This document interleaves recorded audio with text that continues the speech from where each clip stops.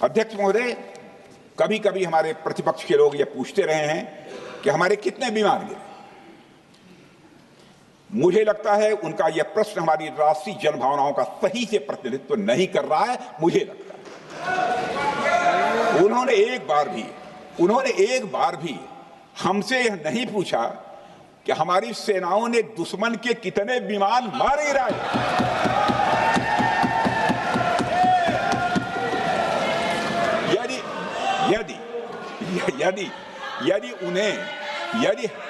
यदि उन्हें प्रश्न पूछना ही है अध्यक्ष महोदय, तो उनका प्रश्न यह होना चाहिए, क्या भारत ने आतंकवादी ठिकानों को तबाह किया?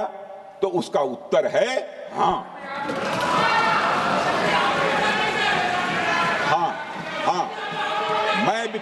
मैं विपक्ष के सम्मानित साथियों से कहना चाहता हूं कि आपको प्रश्न पूछना है तो यह प्रश्न पूछिए, क्या ऑपरेशन सिंदूर सफल रहा? तो उसका उत्तर है हाँ।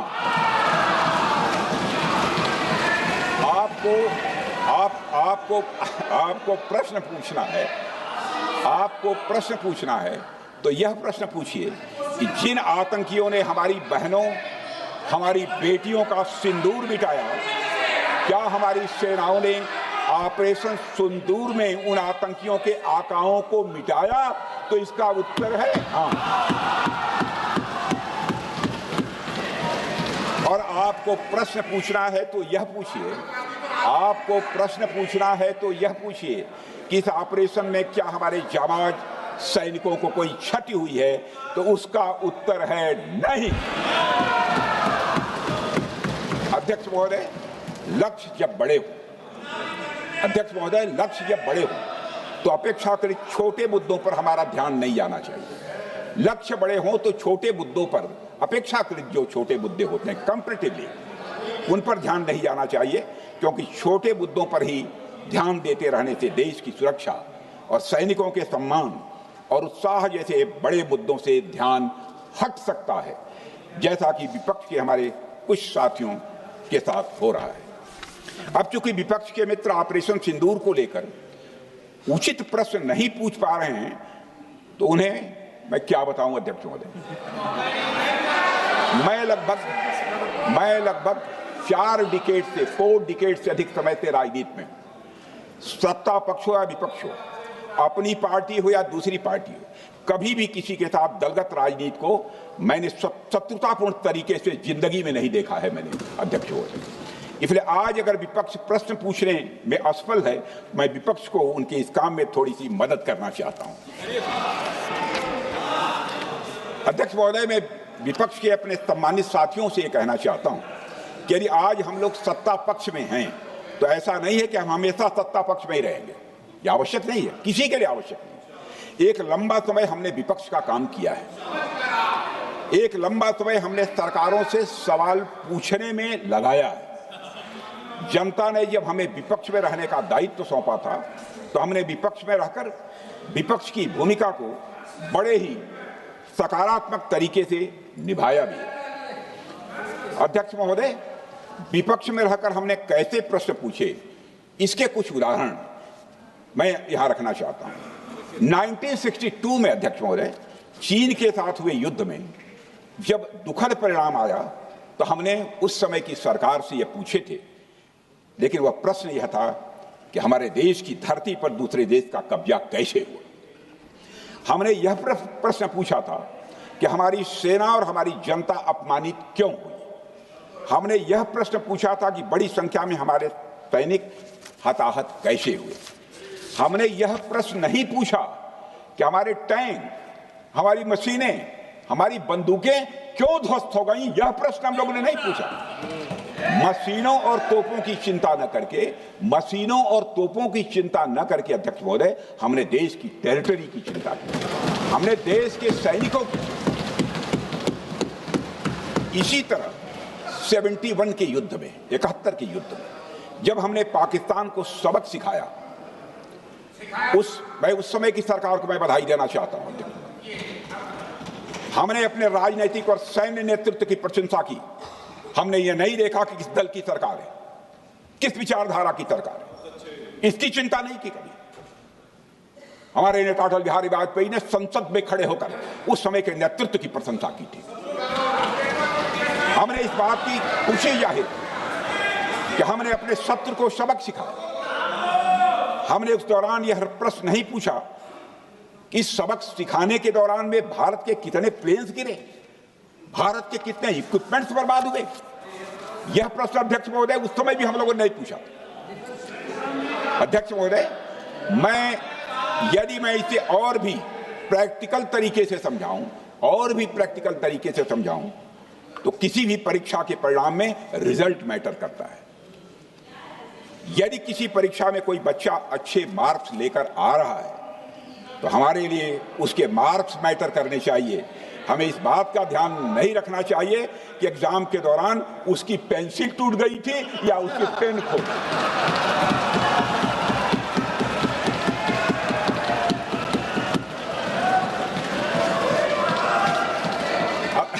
अध्यक्ष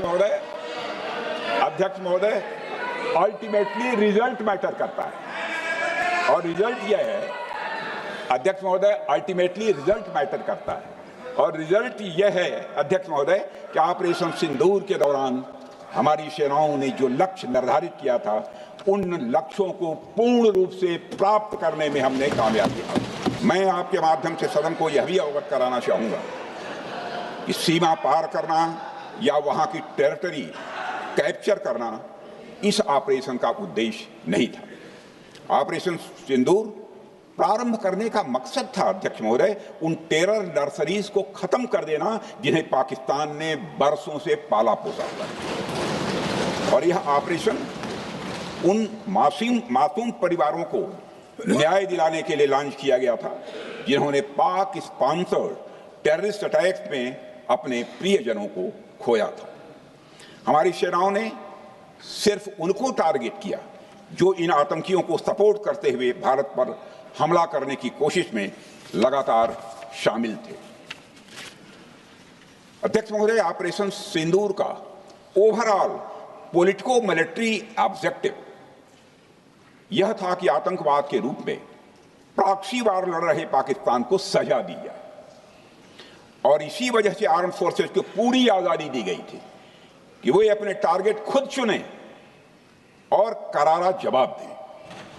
और इस ऑपरेशन का उद्देश्य कोई भी युद्ध छेड़ना नहीं था बल्कि फोर्स के डिमॉन्स्ट्रेटिव यूज से एडवर्सरी को झुकने के लिए मजबूर करना था।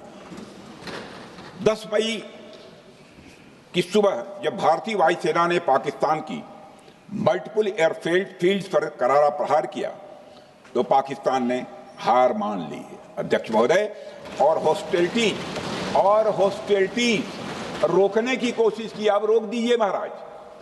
उन्होंने एक कोशिश की, हमारे डीएमओ से बात की, महाराज अब रोक दीजिए, बहुत हो गया। यह पेशकश इस कैबिनेट के साथ स्वीकार की गई थी। सुने, रुकिए तो रुकिए, बता दूंगा अब बैठ तो आपको मौका मिलेगा।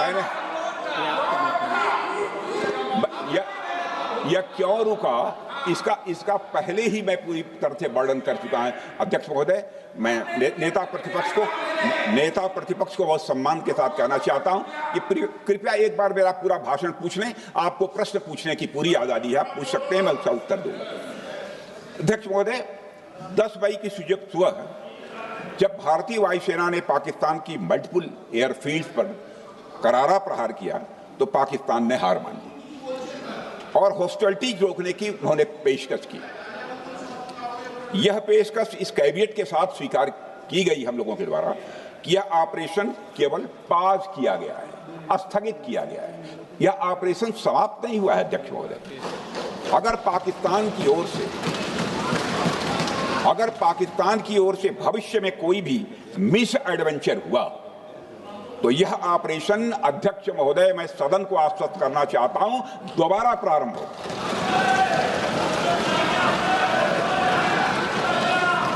अध्यक्ष महोदय, भारतीय वायुसेना के जबरदस्त हमलों, नियंत्रण रेखा पर थल सेना की मजबूत जवाबी कार्रवाई और नौसेना के हमलों के डर ने पाकिस्तान को झुकने के लिए मजबूर कर दिया।